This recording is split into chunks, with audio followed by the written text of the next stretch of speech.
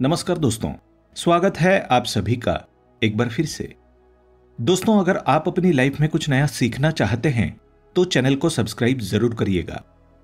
दोस्तों, हमारे धर्म में कुल 18 पुराण है। इनमें शिव पुराण एक ऐसा पुराण है जिसमें मनुष्य जीवन को सुखकर बनाने के लिए कई सारे मंत्र बताए गए हैं। शिव पुराण में माता पार्वती और भगवान शिव के संवाद का सार भी बताया गया है। शिव पुराण में 5 ऐसे पापों का वर्णन मिलता है जो मनुष्य अनजाने में करता है और उसका दंड भुगतता है। शिव पुराण के अनुसार मनुष्य को ऐसे पाप भूल से भी नहीं करने चाहिए। इन्हें करने से भगवान शिव की आपके ऊपर कभी कृपा नहीं होती और यही वजह है कि लोग अनजाने में ऐसे पाप कर जाते हैं और शिव जी की कृपा से वंचित रह जाते हैं। दोस्तों, कलयुग में धर्म का केवल 1/4 ही शेष बचा है, इसलिए मनुष्य पाप करता रहता है।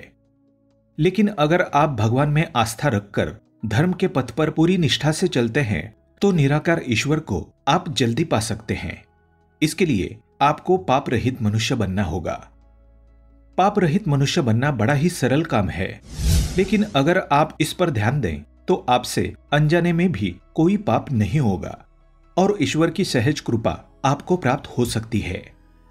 आप अनेक पुण्य कर्म करते हैं, लेकिन फिर भी आपको उसका उचित फल प्राप्त नहीं होता, क्योंकि आपसे अनजाने में कई सारे पाप हो जाते हैं जो उन पुण्य कर्मों का संतुलन बिगाड़ देते हैं।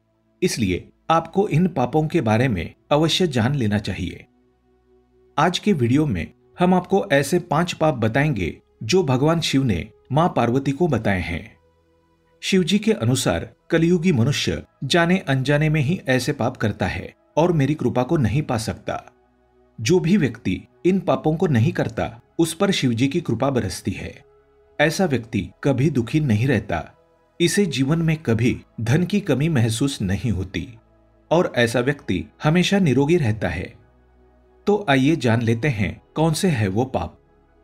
लेकिन दोस्तों, उससे पहले आपसे रिक्वेस्ट करते हैं कि वीडियो को लाइक जरूर करिएगा, दोस्तों को शेयर कर दीजिएगा और अगर आपने अभी तक चैनल को सब्सक्राइब नहीं किया है तो चैनल को सब्सक्राइब करके बेल आइकन जरूर दबाइएगा।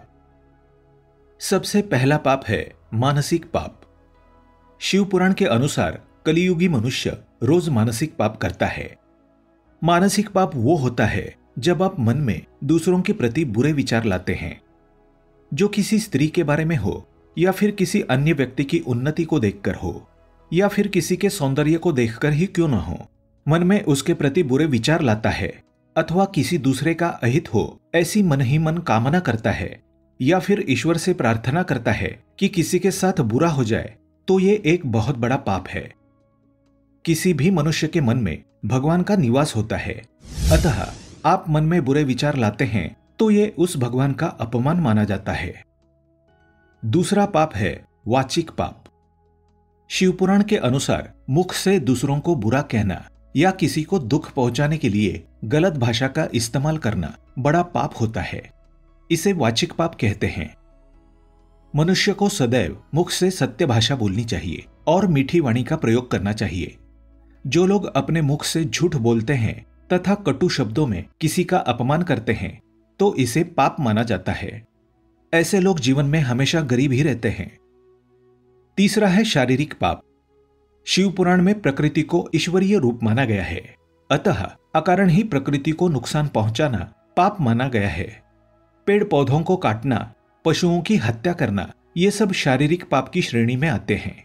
इसके अलावा भी पैरों के नीचे छोटे छोटे जीव जंतुओं को कुचलना भी पाप माना गया है। एक महात्मा पुरुष अपने कदम भी रखता है तो धरती मां से क्षमा मांगता है। उसके आचरण से किसी भी प्राणी को कोई कष्ट नहीं होता। चौथा पाप है निंदा करना।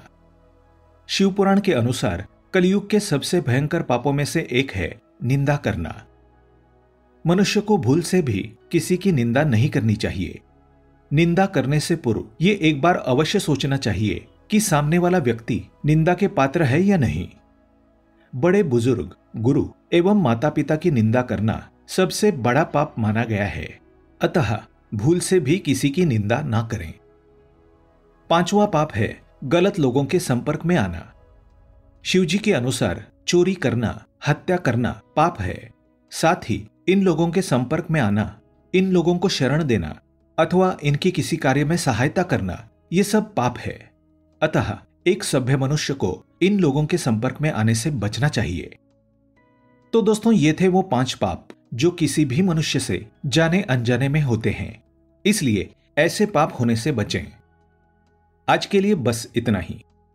दोस्तों, अगर आपको ये वीडियो पसंद आया है तो वीडियो को लाइक करिएगा, दोस्तों को शेयर जरूर करिएगा और चैनल को सब्सक्राइब करके बेल आइकन जरूर दबाइएगा ताकि आने वाला नॉलेजेबल वीडियो आपको सबसे पहले मिले। दोस्तों, मिलते हैं अगले वीडियो में। तब तक के लिए goodbye and thanks for watching my video.